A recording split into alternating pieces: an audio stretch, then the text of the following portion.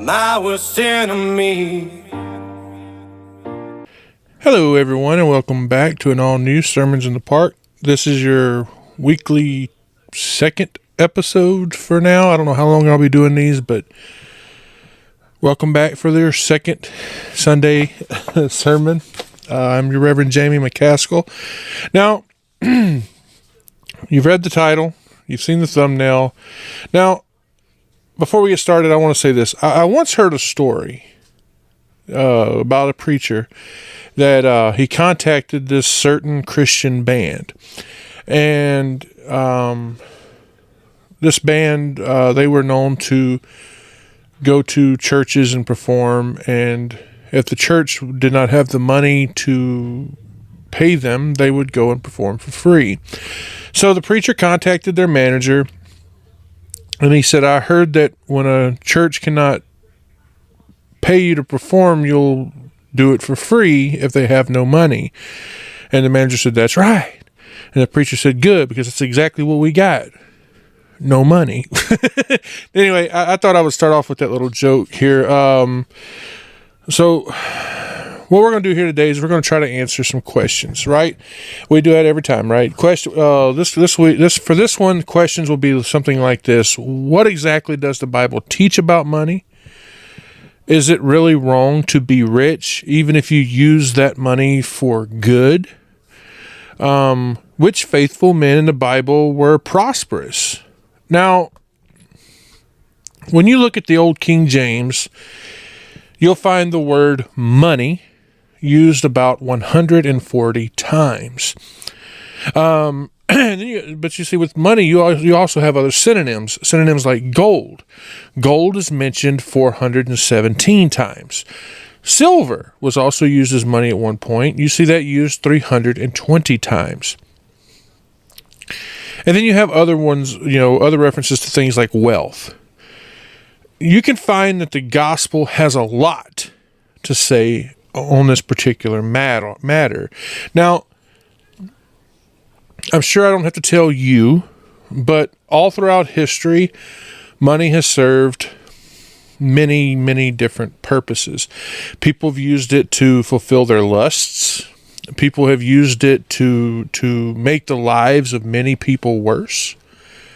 In their pursuit of wealth, many people have suffered all kinds of things, all kinds of sufferings and pains, through many kinds of sinful behaviors, right? Like, think about drugs. Drugs is like a big pandemic in the country today. There are people who will work strictly to fund their drug habit. It's horrible, right? Now, it's been a long time ago, but I once did a sermon here concerning the 7 deadly sins, right? So we're not going to talk about the 7 deadly sins a lot, but I just want you to consider how even those who believe in these things called the 7 deadly sins include greed as one of them. Because yes, greed can lead into other sins, right? But at the same time, money can be used to alleviate the sufferings of other people. Think about people on the side of the road who are homeless, right? You can use money to extend mercy and even give hope to people who are in desperate need of it. What always gets me is the fact, we talked about this a little while ago, but the prosperity gospel, that is on the rise in the country. And the prosperity gospel is something where people are attracted to it because they want wealth. But yet, at the same time, in the church, we have a false belief that it is wrong for a Christian to be wealthy enough to be able to provide for their own basic necessities, but at the same time have even more. And what I'm trying to say is both of those are wrong. Okay? There are believers who have very, very little, but at the same time, There are others in the church who are believers, who are true followers of Christ, who are very well off. I grew up in a city where you had both. Jonesville, Louisiana is full of Christian people, or at least it was when I was growing up, was full of Christian people on both sides of that fence who had very little, but at the same time there were those in the church who had a lot. Now, let's back up for just a second, and we're going to look at God. God is the richest being to exist. And God is not against his own followers having more prosperity than they need to exist. The only way God is concerned with our money is how we use it. Do we use our wealth to further his kingdom? Or do we use it in a way that leads us away from him? When we look at the Old Testament, there were those who were considered wealthy. You had people like Abraham, right? Now, Abraham was so rich that he was able to support himself and 318 highly trained servants and his own personal military force. Let's take a look at Genesis chapter 14, verses 12 to, 14. And they took Lot, Abraham's brother's son, who dwelt in Sodom, and his goods, and departed. And there came one that had escaped, and told Abram the Hebrew, for he dwelt in the plains of Mamre the Amorite, brother of Eshcol, and brother of Aner. And there were confederate, and these were confederate with Abraham. And Abram heard that his brother was taken captive. He armed his trained servants, born in his own house, 318, and pursued them unto Dan. Right, and then think about it. You had Abraham had his sons too. He had Isaac, who was also the father of Jacob. Both of them became very wealthy. Right, and then when you look at Job.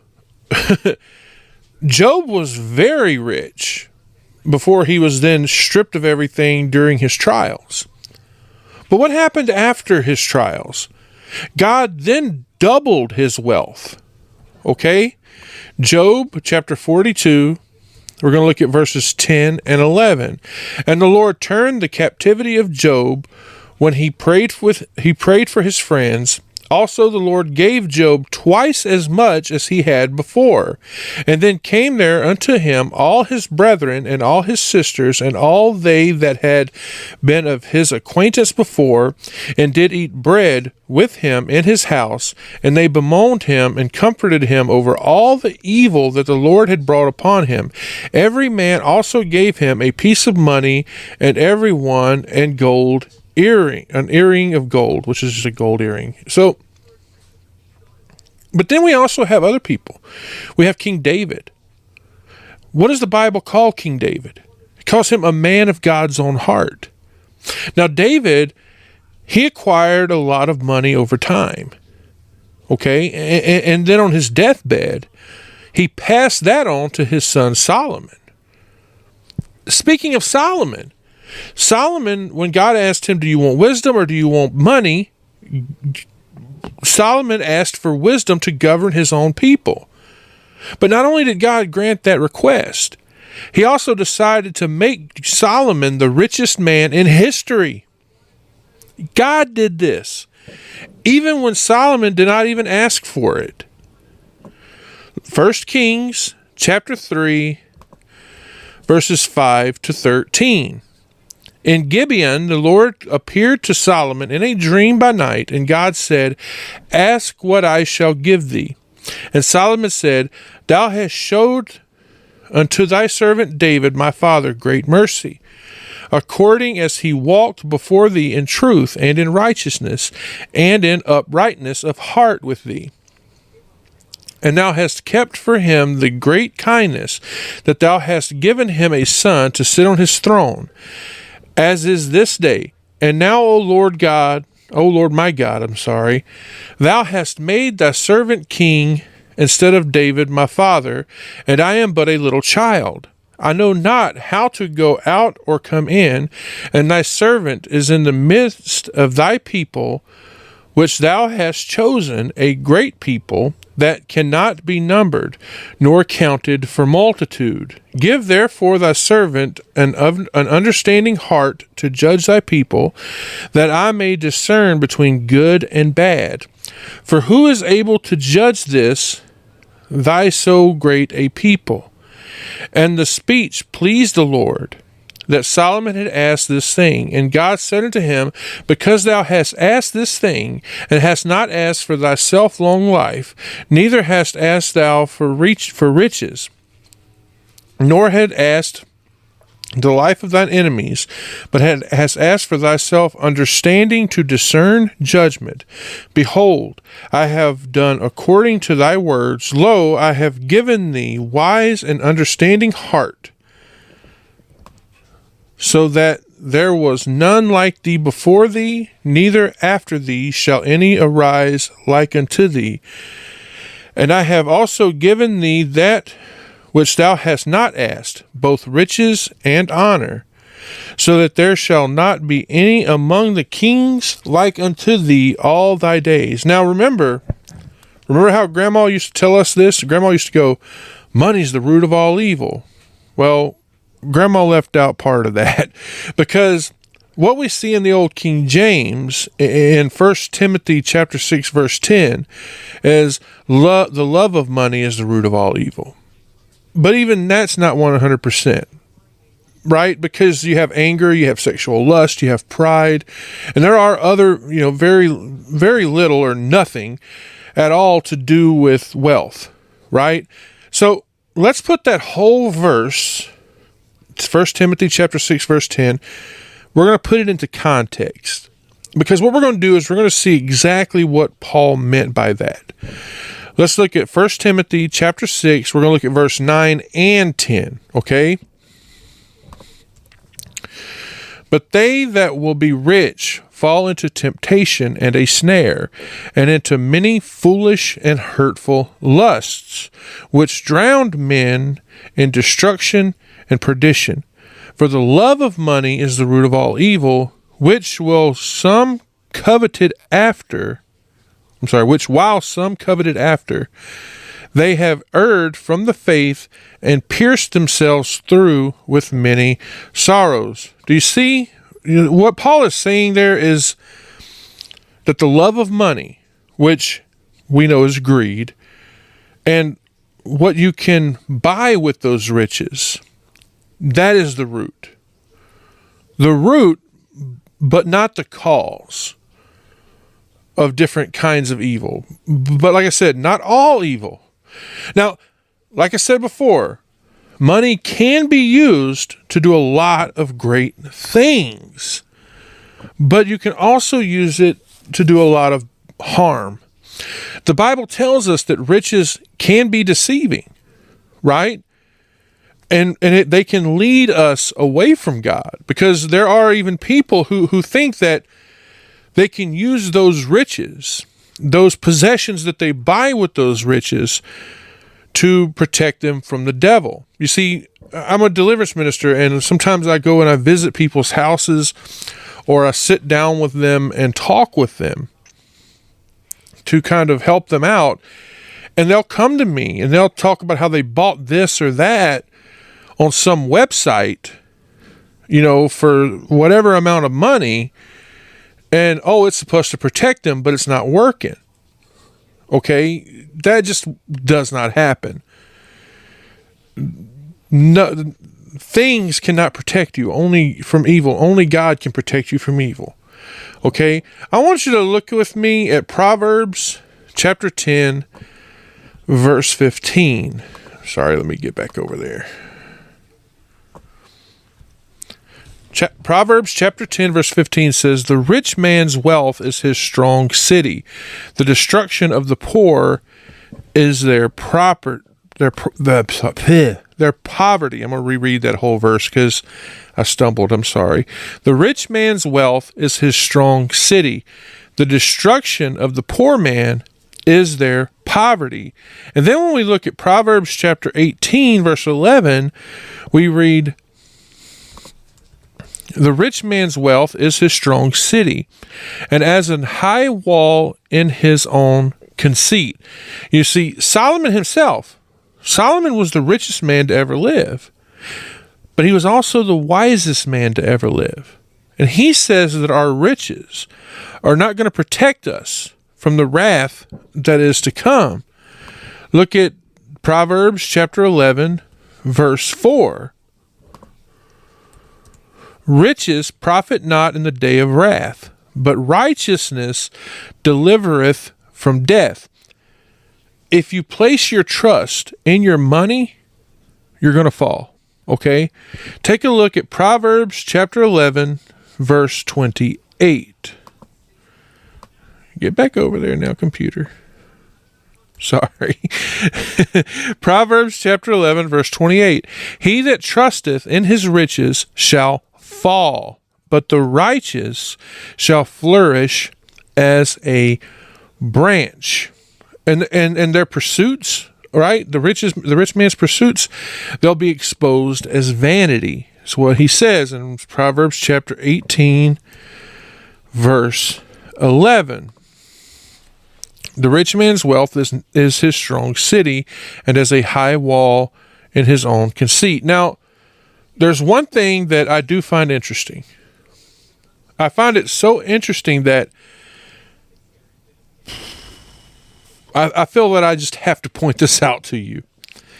If you believe that it is bad for a Christian to have more wealth than enough to provide for his family, then why does God define a good man as someone who has attained enough money to leave an inheritance to his future generations? Seriously.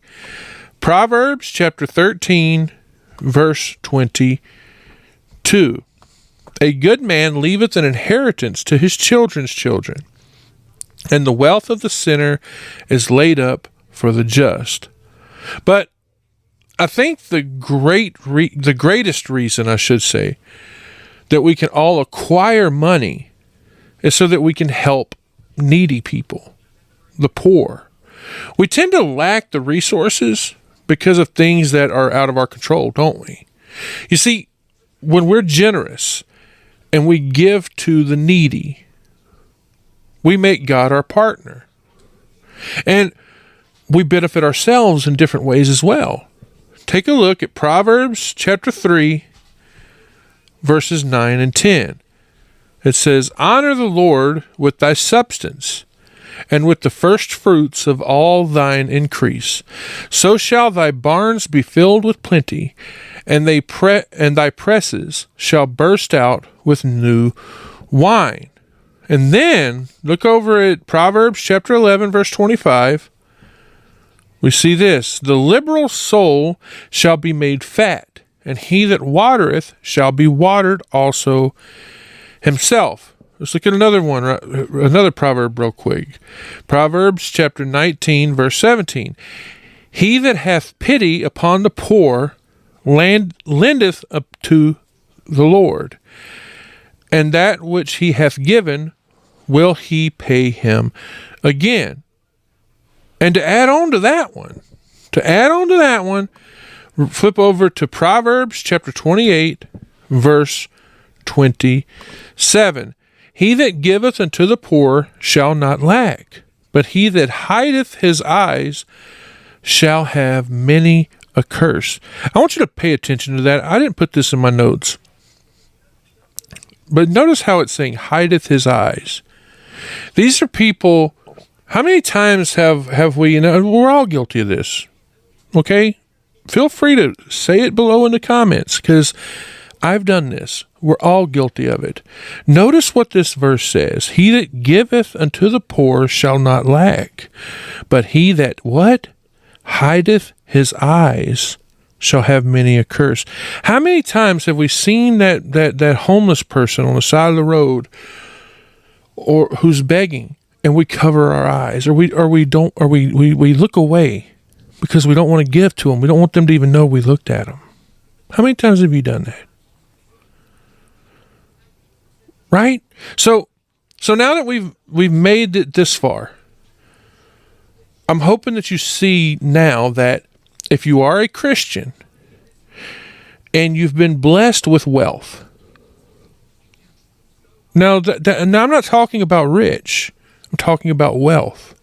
You have enough money to feed your family, you have enough money to pay all your bills, but you have a little bit extra.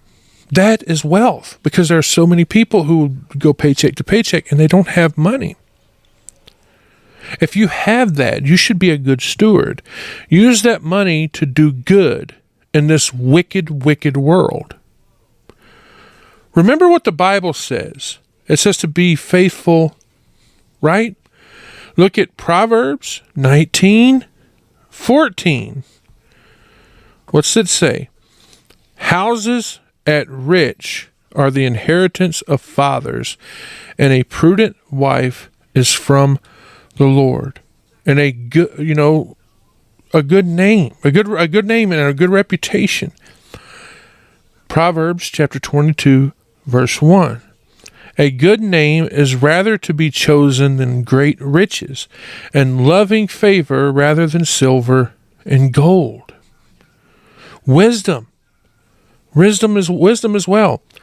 How much better is it to get wisdom than gold, and to get understanding rather to be chosen than silver? All these things, a good mate, right? A good name and reputation, wisdom. All of these things are things that you cannot purchase.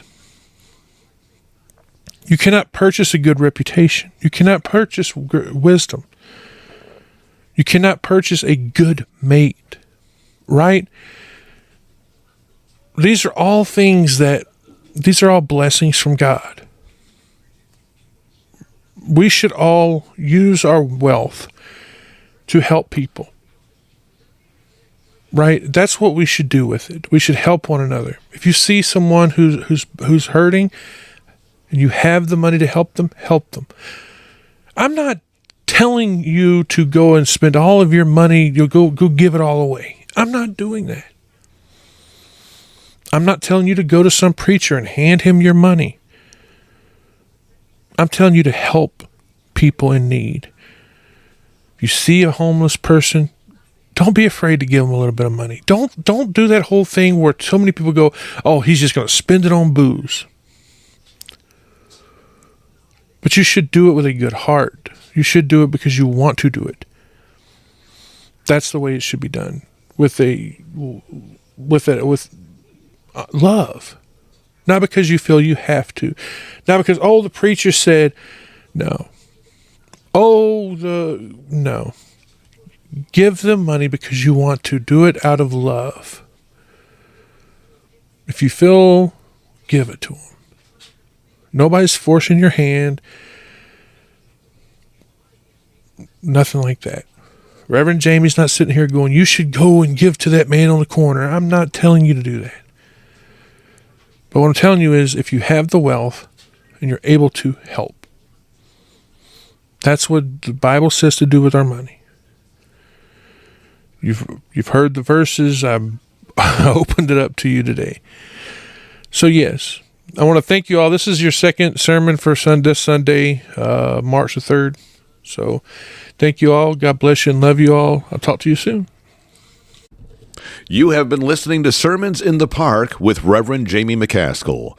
Be sure to follow us on YouTube, BitChute, and Rumble. And as always, thank you for listening.